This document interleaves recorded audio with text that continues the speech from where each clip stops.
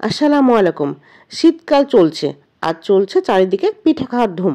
আজকে আমি রসালো মজাদার সাতপুঠি পিঠা কীভাবে বানিয়েছি সেই ভিডিও আজকে আপনাদের মাঝে শেয়ার করব। চিতই পিঠার প্রধান উপকরণ হলো চালের গুঁড়ি। চালের গুঁড়ি ভালোভাবে মেশানো হলে চিতই পিঠা অনেকটাই ফুটে এবং খেতে অনেকটাই টেস্টি হয়। আমি এখানে 1.5 কেজি মতো চালের গুঁড়ি নিয়ে নিয়েছি। এরপর আগে থেকে গরম করে রাখা উষ্ণ পানি নিয়ে নেব। পানি কিন্তু বেশি গরম হওয়া যাবে না, বেশি গরম পানি দিলে আটার গোলা গোটা গোটা হয়ে যাবে। বেশ কিছুক্ষণ ধরে ভালোভাবে আটার ডোকে মথাতে হবে। আটার ডো মথানো হয়ে গেলে বেশি পরিমাণে পানি দিয়ে আটার গোলা তৈরি করতে হবে। গোলা তৈরি হয়ে গেছে, এবার আমি 10 মিনিটের জন্য আটার গোলাকে রেস্টে রেখে দেবো। এরপর নারকেল ফাটানোর পালা। নারকেল ফেটাতে গেলে নারকেলের কোন চোখ দিয়ে পানি বের হবে সেটা চিনতে আমি বেশ বিড়ম্বনে পড়ে যাই। শিলের সাহায্যে নারকেলটা 2 ভাগে ভাগ করে নিলাম।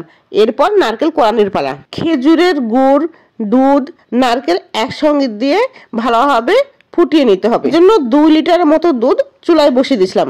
দুধ ভালোভাবে ফুটিয়ে আসলে নারকেল কোড়া সম্পূর্ণটা দিয়ে দিব। দুধ, নারকেল আর আখের গুড় অথবা চিনি যেই খাবার পরে সেই খাবারের মাত্রা কিন্তু দ্বিগুণ বেড়ে যায়। আমি কিন্তু প্রচুর মিষ্টি খেতে পছন্দ করি, আপনারা কে কে পছন্দ করেন? এরপর চুলাতে সাতপুঠি খোলা দিয়ে ন্যাকড়ার সাহায্যে ভালোভাবে মুছে নিয়েছি। ঢাকায় এইবার প্রথম সাতপুঠি পিঠা বানাচ্ছি।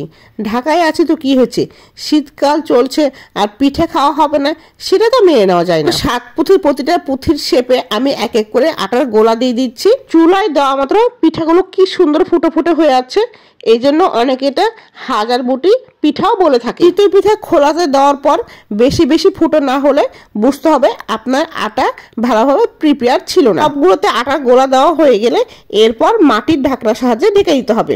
স্টিলের ঢাকনাতে ঢাকলেও হয়, কিন্তু দোকানি মামা বললো মাটির ঢাকনা ঢাকলে খুব সুন্দর হবে চিতই পিঠা ফুটে ওঠে। 2 থেকে 3 মিনিট পর ঢাকনা তুলে দেখি সবগুলো পিঠা সুন্দরভাবে তৈরি হয়ে গেছে। এবার খোলা থেকে পিঠাগুলোকে তুলে নেওয়ার পালা।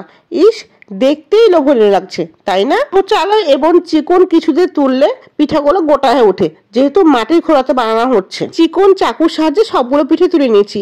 দেখছেন সবগুলো পিঠা কি সুন্দরভাবে সিদ্ধ হয়েছে, একটা তো আটা নেই। এরপর খেজুরের গুড় তৈরি করার পালা।